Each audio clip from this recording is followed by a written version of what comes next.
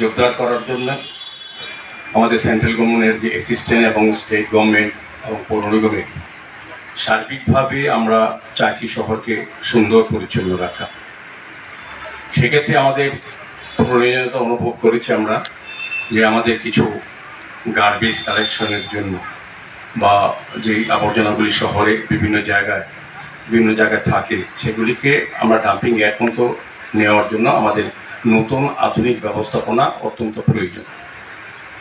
কাজে আমরা সেই চিন্তাকে সামনে রেখে আমাদের আন্ডার আরবান ইনফ্রাস্ট্রাকচার ডেভেলপমেন্ট ফান্ডের মাধ্যমে আমরা প্রায় 60টি গাড়ি ক্রয় করেছি। এমন 51টি ছোটো ভেহিকেলস আছে যেগুলি আমাদের গার্বেজ কালেকশন করবে বিভিন্ন প্রান্ত থেকে, কোথাও অ্যাপার্টমেন্ট থেকে, কোথাও মার্কেট থেকে, যে কোনো জায়গা থেকে আমাদের ওয়ার্ডের বা আগরতলা শহরে বিভিন্ন জায়গা থেকে এটা কালেকশন করার জন্য ব্যবহার করা হবে।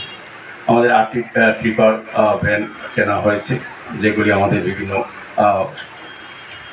ব্যবহৃত দ্রব্য বা পর্যাপ্ত পদ্মগুলি আমরা এটা কালেকশন করার জন্য ব্যবহার করে থাকি। বা বিভিন্ন পর্যায়ে আমাদের নতুন কিছু প্রজেক্ট বা স্কিম এসছে তাতে গাড়িগুলি ব্যবহার করা হবে।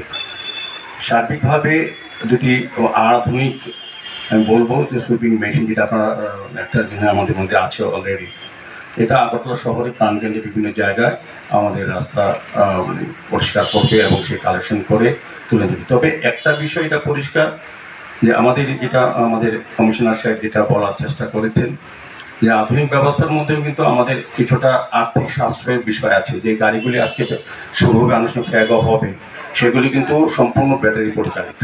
আমাদের যে বছরে যে ফুয়েল যে টাকা ব্যয় করি তার অন্তত বলবো যে অনেক কম টাকা লাগবে এই কাজটাই করতে। যে কাজটা আমরা আগে প্রথম যত টাকা লাগবে তার থেকে অনেক অংশ কম টাকা লাগবে এবং পরিবেশটা কিন্তু দূষণমুক্ত থাকবে। যেটা বলবো যে সেই কারণে ডিজেল পেট্রোলের ব্যবহার হবে না গাড়িগুলিতে।